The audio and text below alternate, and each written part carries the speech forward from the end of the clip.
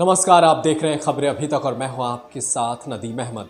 आज हम आपको बताएंगे कि आखिर आईपीएल में नीलामी करने का आधार क्या होता है और किसके जरिए आईपीएल में खिलाड़ियों को नीलामी के लिए बुलाया जाता है और क्यों कुछ ही खिलाड़ियों की नीलामी होती है। इस पर आज हम विस्तार से बात करेंगे। इंडियन प्रीमियर लीग का ऑक्शन भी एक बड़ा इवेंट होता है।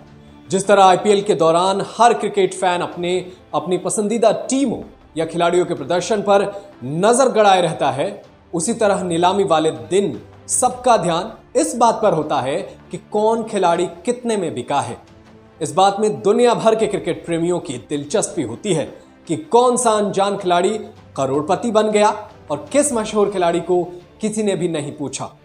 कई बार ऐसा होता है कि किसी नए चेहरे पर 20 लाख रुपए से बोली शुरू होती है और कई बार करोड़ों पर जाकर रुक जाती है।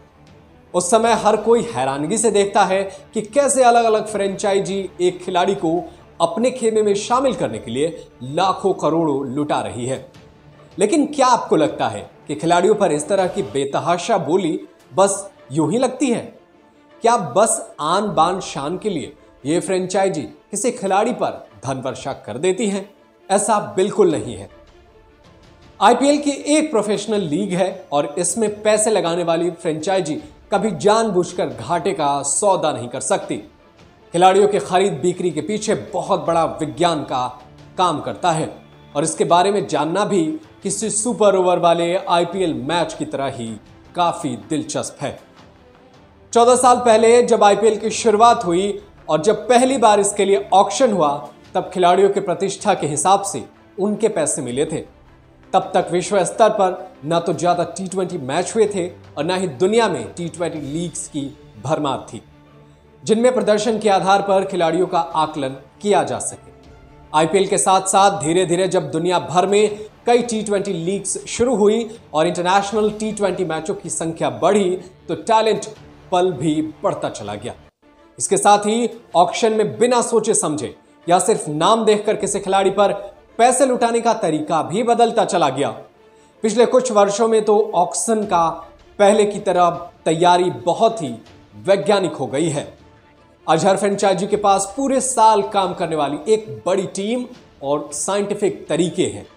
उनके पास कोचिंग स्टाफ के अलावा टैलेंट ढूंढने वाले एक्सपर्ट्स की टीम और ऐसे एनालिस्ट हैं जो वैज्ञानिक तौर तरीके से खिलाड़ियों का आकलन करके अपनी टीम के लिए उनकी उपयोगिता को आंकते हैं।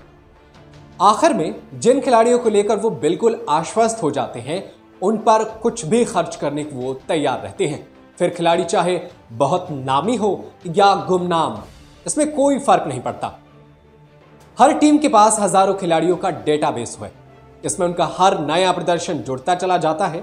इसमें केवल खिलाड़ियों के स्कोर किए गए रन या लिए गए विकेट या कैच ही दर्ज नहीं होते, बल्कि किस स्थिति में उन्होंने कैसे रिएक्ट किया, इसकी भी जानकारी होती है।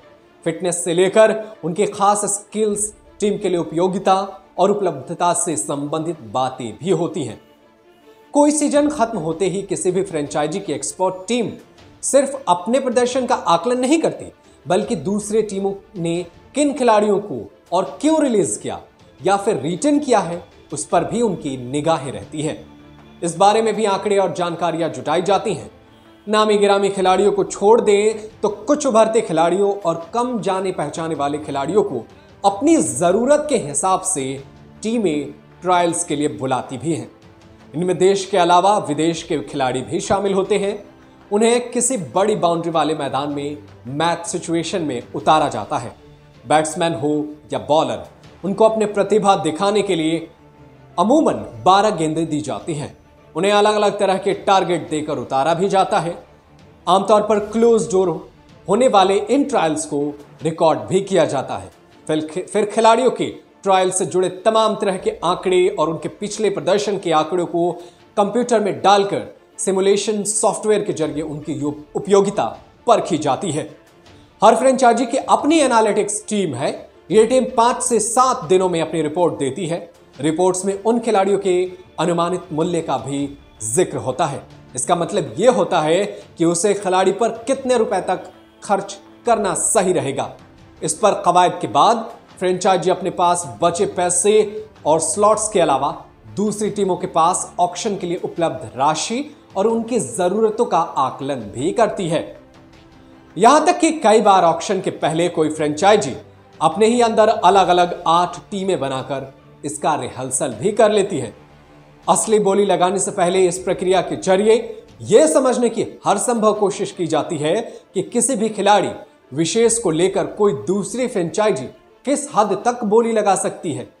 इस तरह हर टीम की ऑनर्स जब ऑक्शन टेबल पर बैठते हैं तो उनके पास साइंटिफिक तरीके से तैयार की गई खिलाड़ियों की एक लिस्ट होती है और उन्हें अपनी जरूरतों का ठीक ठीक पता भी होता है और जिस खिलाड़ी को खरीदना होता है उस पर ही वो पैसा खर्च करते हैं। इसके अलावा बाकी खिलाड़ियों पर वो पैसा नहीं खर्च करते।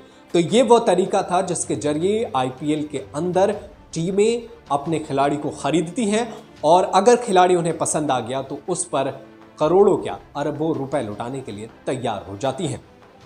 कैसा लगा आपको हमारा ये एपिसोड? इस एपिसोड से आपने क्या सीखा और आपके मन में आईपीएल को लेकर के कोई सवाल है तो आप हमसे पूछ सकते हैं। आप कमेंट बॉक्स में जाकर के आप तमाम इन सवालात को पूछ सकते हैं हमसे। साथ ही साथ आप हमारे चैनल को सब्सक्राइब कीजिए ताकि आप देश और दुनिया की तमाम बड़ी खबरों के लिए आप हमारे साथ हमेशा बने रहें। इसके साथ ही मुझे दीजिए इजाजत। नमस्कार। Subscribe to our YouTube channel and press the bell icon to get the latest updates.